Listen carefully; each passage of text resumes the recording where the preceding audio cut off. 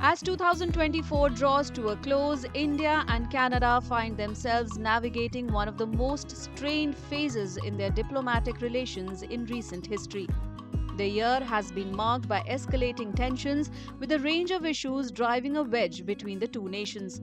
Trouble began with the killing of Hardeep Singh Nijjar, a prominent Khalistani leader in Canada, in June 2023, with the country accusing Indian government agents of being behind the killing, also saying Indian diplomats were persons of interest in the investigation into Nijjar's murder.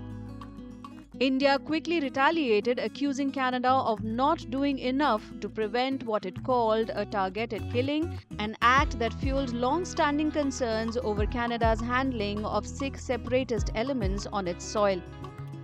The incident set off a chain reaction, with India expelling a Canadian diplomat in retaliation. Canada followed suit, sending back an Indian diplomat. India-Canada relations have really gone south because of Canada Prime Minister Trudeau's policies and his approach towards India.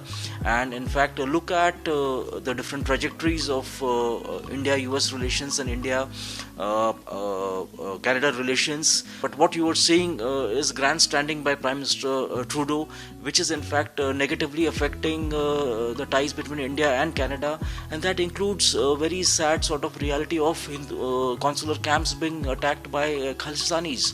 So, and the Indian diplomats under surveillance by Canada, Indian voices. For example, you had Canada banning the Australian network, which aired the External Affairs Jaishankar's presser with the Australian Foreign Minister. Adding further stress to already strained India-Canada ties, a group of pro-Khalistan supporters in November clashed with Hindu devotees outside a temple in Brampton.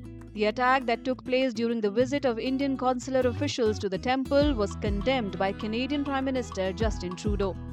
Meanwhile, statements from the Five Eyes Intelligence Alliance, the US, the UK, Australia, Canada and New Zealand added fuel to fire. Many in India viewed these statements as part of a coordinated effort to tarnish the country's image, especially regarding the Nijjar case. The alliance's silence over Canada's role in harboring anti-India elements only deepened the sense of frustration in New Delhi. What we have to understand is that it affects the relations between these two democratic countries which have had a long history of cordial relations, and even more important, how many persons of Indian origin are in Canada? How many hundreds of thousands of Indian youngsters, students are studying in Canada? Now, that community has been affected adversely. And Canada's own higher education system also has been affected adversely. And in the process, Prime Minister Justin Trudeau's political position has been considerably weakened.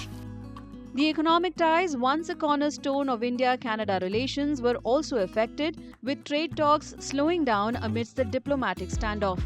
Yet, despite the tensions, both nations have indicated a willingness to de-escalate and re-engage diplomatically in the coming year.